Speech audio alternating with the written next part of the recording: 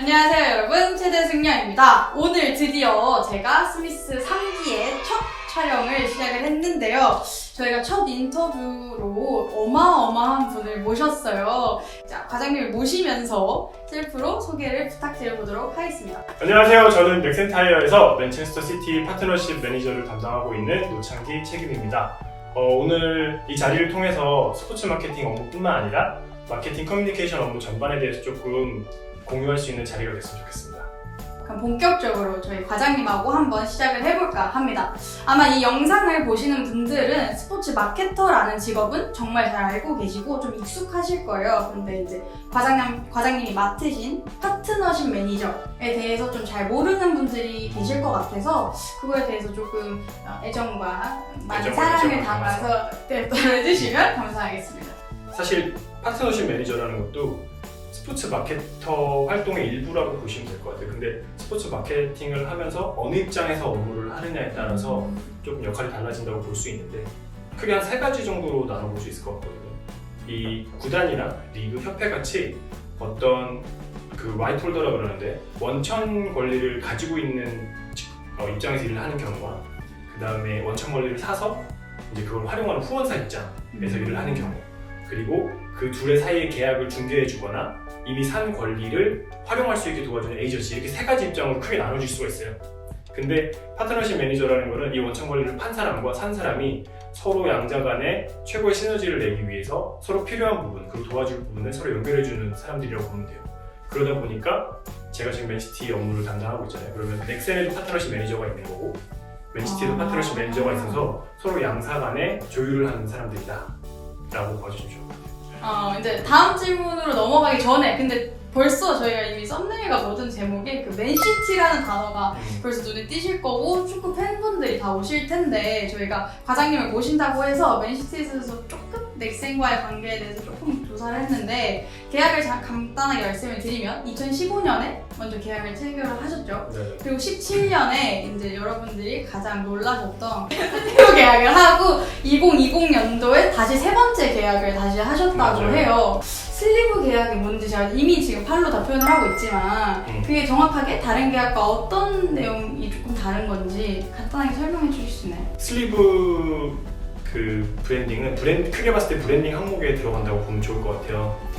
근데 이제 기존에는 그 프리미어리그에서 프리미어리그 후원사인 바클레이한테만 이 양쪽 슬리브를, 그러니까 슬리브 소매인데 네. 이 소매 바클레이만 들어갈 수 있게 했었어요. 근데 2016년 정도에 2017, 18 시즌부터는 슬리브에 이제 각 팀에서 후원사를 받는 거 허용하겠다라고 해가지고 이제 왼쪽 슬리브만 열어준 거죠. 이미 계약을 우리는 맨시티랑 하고 있었던 상황이라 그 정보를 좀 빨리 듣게 됐고, 그리고 당시에 이제 맨시티를 통해서 좀 글로벌리 인지도를 좀 이렇게 확 좀 늘려보고 싶었던 저희 의지가 잘 맞아서 그때도 마찬가지예요. 6개월이 걸리는 시간이었지만 최대한 빨리 해서 최초로 할 수 있었죠.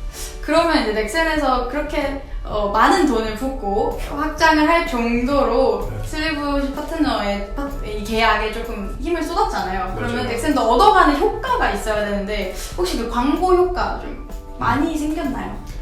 먼저 일단 넥센 같은 경우는 우리나라에서는 그래도 뭐 히어로즈 하면서 많이 유명해졌고 아직 뭐 타이어 3사 중에 이제 그 탑 티어, 탑 3라고 하죠. 3등은 항상 탑 3라 그래. 네. 2등은 탑 2고. 네.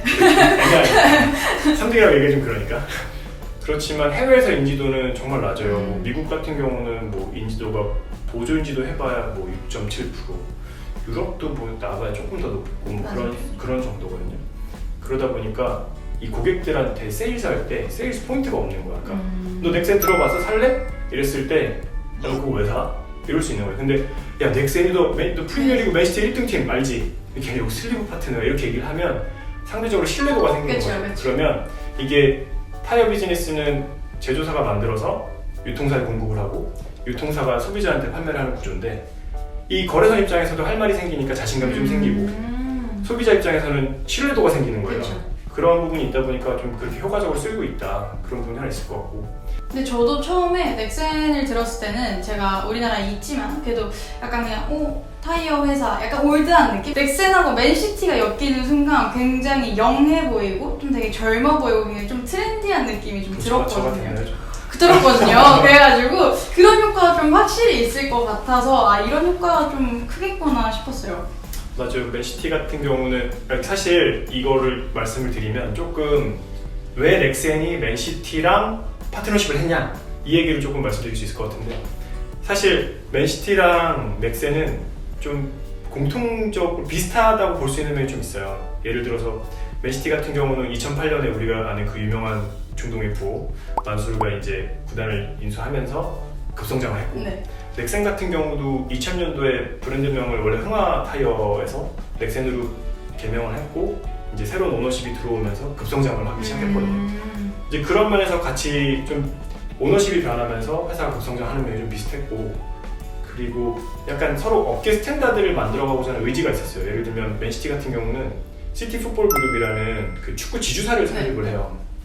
그 지주사를 설립을 해서 전 세계 곳곳에 자기네가 만들어 놓은 어떤 축구 플랫폼을 깔아주는, 그렇게 해서 전 세계 축구 평준화 같은 것, 평준화라고 하긴 좀 그렇고 축구의 어떤 스탠다드를 세운다라는 느낌으로 펼쳐가고 있는 게 하나 있다면, 우리 넥센 같은 경우는 회사 홍보 같네요.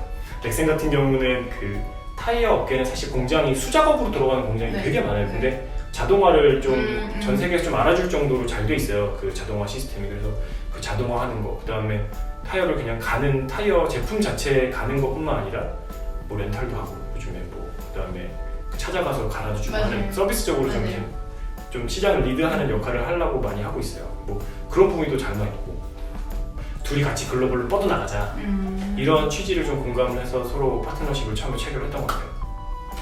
근데 이게 이제 아무래도 축구 구단이랑의 파트너십이다 보니까 저는 아까 말씀하셨던 것처럼 그런 맨시티를 이용한 여러 가지 컨텐츠들이나 뭐 활용을 훨씬 많이 할 수 있고 이벤트 기획도 충분히 가능하다고 생각을 하는데, 지금 시국이 코로나잖아요. 혹시 같이 고민을 같이 저희가 나누고 싶은 좀 약간 그런 코로나 사태에 어떻게 하면 마케팅을 해야 이런 맨시티도 홍보가 되고 넥센도 홍보가 될까, 이런 주제거리가 조금 있을까요?